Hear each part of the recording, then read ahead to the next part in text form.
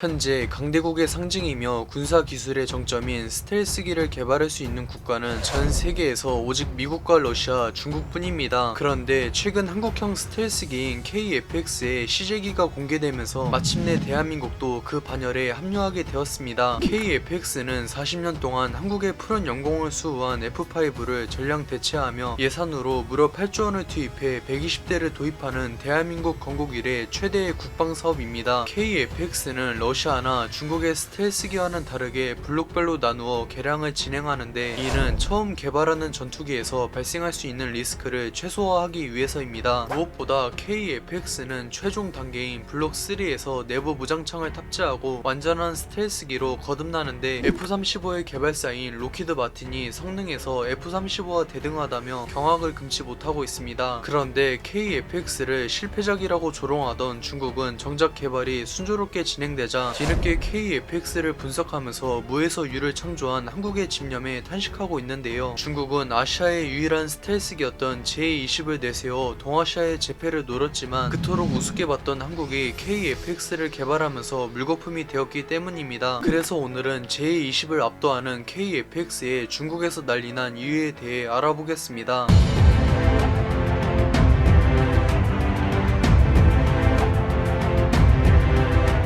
KF-X는 2010년대 이후 유일하게 개발된 최신 전투기인 만큼 여러 신기술을 탑재했으며 기체의 순수 스펙은 스텔스기를 포함한 모든 전투기들 중 최상위권에 위치합니다. 적의 전자장비를 무력화시키는 전자전 능력은 스텔스기에 대항할 수 있는 유일한 수단이며 전투기들 간의 공대공 전투에서 승패를 결정짓는다 해도 과언이 아닙니다. KF-X에 탑재하는 ECM 안테나는 무려 전자전기에 필적하는 성능을 자랑하기 때문에 4.5세대 상위권 으로 평가받는 유럽의 유로파이터나 프랑스의 라파를 압도하는데요. 이는 빈약한 성능을 압도적인 물량으로 메꾸는 중국 공군에 맞서기 위해 한국 공군에서 KF-X에게 최소 F-35와 대등한 공대공 능력을 요구했기 때문입니다. 현재 한국의 KF-X를 상대로 맞붙었을 때 확실하게 승리를 장담할 수 있는 전투기는 세계 최강의 전투기인 미국의 F-22와 그에 버금가는 러시아의 수호이 57 뿐입니다. 무엇보다 전쟁의 판도를 뒤집을 수 있는 전략 무기인 스텔스기를 국산 기술로 개발하면서 주변국들이 한국을 압박하던 동북아의 정세가 완전히 뒤집혔는데요. 당연히 누구도 예상치 못했던 한국형 스텔스기 KF-X가 순조롭게 배치되면서 중국은 잃을 것이 너무 많기 때문에 그야말로 망연자실하고 있습니다. 2017년부터 중국은 J-20을 양산하면서 한반도는 3일이면 점령할 수 있다고 호언장담했는데 한국이 KF-X를 개발하면서 중국이 야심차게 내세운 J-20은 애물단지로 전락했습니다. 애초에 J-20은 다른 5세대 전투기들과 비교하면 모든 면에서 지나칠 정도로 어중간하며 이는 다른 누구도 아닌 J-20의 개발에 적극 협력한 러시아가 인정한 사실입니다. J-20의 전자장비는 수호이 27의 파생형이기 때문에 최신 4.5세대 전투기들에게 열세로 평가받으며 전투기의 핵심인 엔진 또한 수호이 57의 짝퉁이라 초라하기 짝이 없습니다. 심지어 인도와 전쟁 발발 직전까지 갔을 때 중국군에선 J-20을 추격시켰는데 인도군의 지대공 미사일인 S-300에 탐지되면서 스텔스 능력에도 큰 의문이 드는데요. 애초에 J-20은 설계에 구식 디자인인 카나드를 적용한 것은 물론 체급이 너무 크기 때문에 기체의 스텔스 능력은 F-22와 F-35를 혼합한 KF-X보다 한참 뒤처질 수밖에 없습니다. 무엇보다 미래 전장의 핵심이며 스텔스기의 카운터 역할을 담당할 전자전 능력에서 중국은 현존 최강의 전자전기인 그라울러에 필적하는 KF-X를 당연할 수 없습니다. 현재 스텔스기의 격추가 매우 어려운 이유는 적 레이더가 처음엔 탐지할 수 있지만 이후 스텔스기에서 방해 전파를 내뿜어 지속적인 추적이 불가능하기 때문입니다. 그러나 KF-X는 ECM 안테나로 강력한 재밍을 내뿜어 J-20의 전자장비를 무력화하여 사실상 눈과 귀가 가려진 상태인 J-20에게 근접전을 강요할 수 있는데요. 그런데 J-20은 엄청난 거구인지라 매우 둔하기 때문에 기동성이 약점으로 지적받는 반면 KF-X는 F-35와 더불어 최신 기동 설계인 모델 역변환을 적용한 유일한 전투기입니다. 당연히 세계 최고 수준의 기동성과 공대공 능력을 자랑하는 KF-X 앞에서 쓸데없이 덩치만 큰 중국의 J-20은 일방적으로 유린당할 수밖에 없는데요. 중국의 유일한 희망이었던 J-20이 한국의 KF-X보다 열세라는 것은 2017년부터 중국이 선포했던 동아시아 재패가 3년 천하로 끝났다는 것을 의미합니다. 중국으로서는 본인들이 수십 년을 투자해 간신히 이룩한 것을 한국에선 10년도 채 안 되어 능가했으니 자괴감을 느낄 수밖에 없는데요. 중국이 동북아의 패권을 장악하고 미국과 대적하기 위해서는 동아시아의 요충지인 한반도 전체를 어떻게 해서든 점령해야 합니다. 유사시 제2차 한국전쟁이 발발할 경우 북한군은 이미 전쟁 수행 능력을 상실했기 때문에 한국군의 주적은 중국이며 양국의 공군이 전쟁의 승패를 결정짓는다 해도 과언이 아닌데요. 그러나 세계 최강의 스텔스기인 KF-X가 한국의 푸른 영공을 굳건히 지키는 한 중국군이 대한민국의 영토에 발을 들이는 것은 꿈도 꿀 수 없을 것입니다. 시청해주셔서 감사합니다. 즐거운 저녁 보내세요.